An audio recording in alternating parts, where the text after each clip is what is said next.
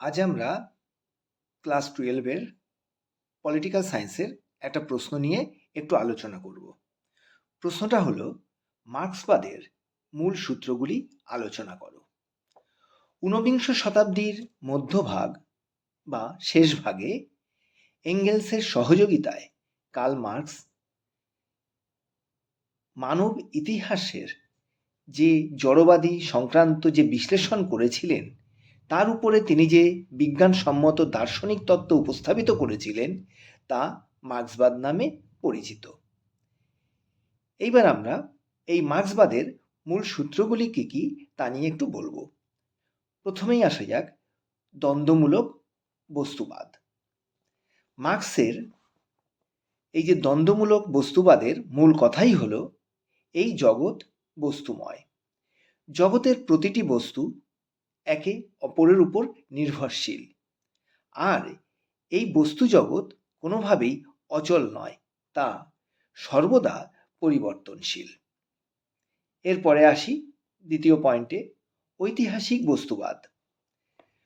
এই যে ঐতিহাসিক বস্তুবাদ, তা সমাজ এবং তার বিভিন্ন সংগঠনের বিকাশের যে ইতিহাস তাকে ব্যাখ্যা করে।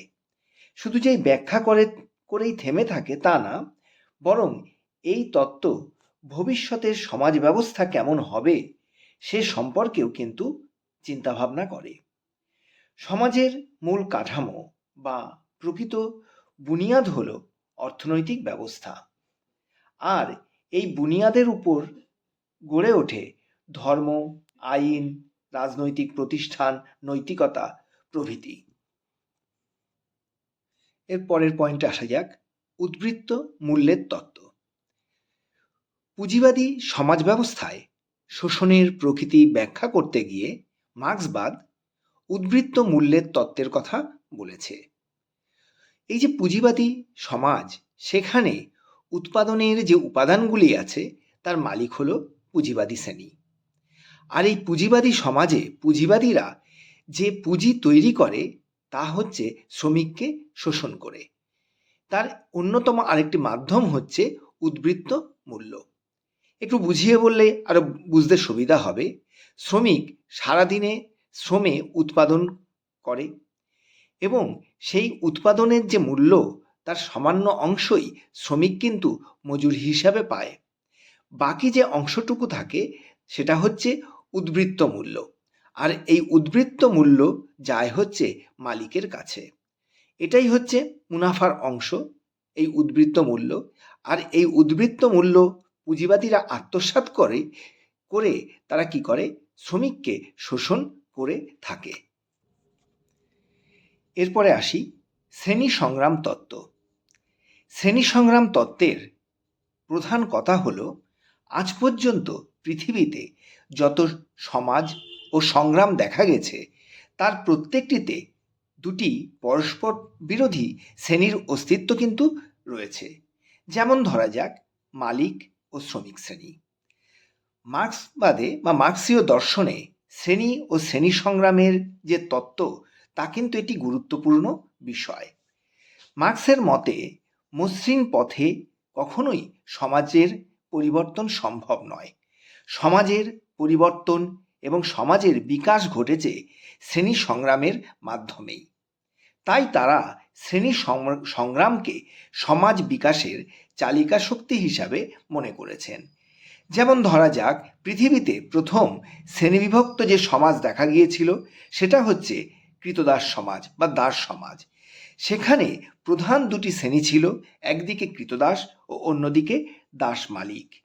এই সমাজে কৃতদাস এবং দাস মালিকদের মধ্যে একটা শ্রেণী সংগ্রাম দেখা গিয়েছিল এবং সেটি ছিল তীব্র আকারের।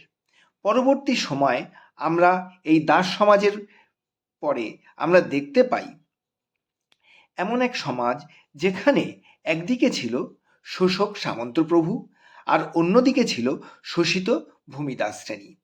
এই দুই শ্রেণীর মধ্যেও কিন্তু আমরা দ্বন্দ্ব বা সংগ্রাম চলতে দেখি। এরপরে গড়ে উঠেছিল পুঁজিবাদী সমাজ। এই সমাজে একদিকে ছিল বুর্জুয়া শ্রেণী, আরেকদিকে ছিল সর্বহারা। এই দুই শ্রেণীর মধ্যেও কিন্তু তীব্র শ্রেণী সংগ্রাম গড়ে উঠতে আমরা দেখতে পাই। মার্ক্সের মতে যখন সর্বহারা শ্রেণীর একনায়কতন্ত্র গড়ে উঠবে, তখন শ্রেণীহীন এবং শোষণহীন সাম্যবাদী সমাজ প্রতিষ্ঠিত হওয়া সম্ভব হবে। এরপরে আমরা আসি বিপ্লব সম্পর্কিত তত্ত্ব।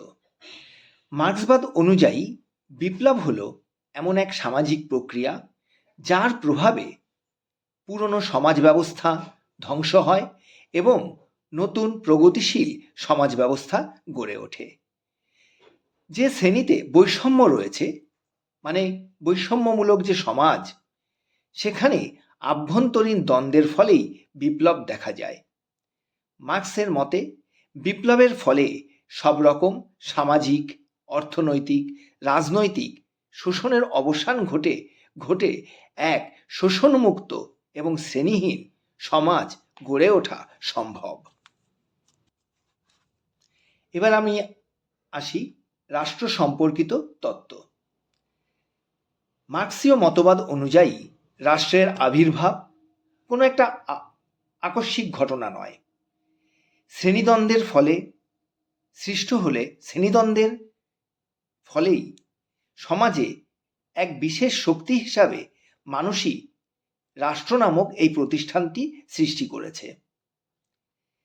কার্ল মার্ক্স মনে করেন রাষ্ট্র হল শক্তির উপর প্রতিষ্ঠিত একটি কৃত্রিম প্রতিষ্ঠান। এঙ্গেলস এই প্রসঙ্গে বলেছেন যে শ্রেণীগত বৈষম্যের কারণে শক্তির প্রতীক হিসাবে রাষ্ট্রের সৃষ্টি হয়েছে। তার ভাষায় পশু শক্তির উপর ভিত্তি করে রাষ্ট্র নামক এক সংগঠন সৃষ্টি হয়েছে। অবশেষে বলা যায়, কার্ল মার্ক্সের এই সূত্রগুলিকে বিশ্লেষণ করার পর আমরা এই মতে আসতে পারি যে বর্তমান দুনিয়ায় এখনো পর্যন্ত মেহনতি গরিব মানুষ, শ্রমজীবী মানুষ হচ্ছে অভিশপ্ত। তাদের অভিশাপ থেকে মুক্তি পাওয়ার একমাত্র উপায় হলো এই মার্ক্সবাদ।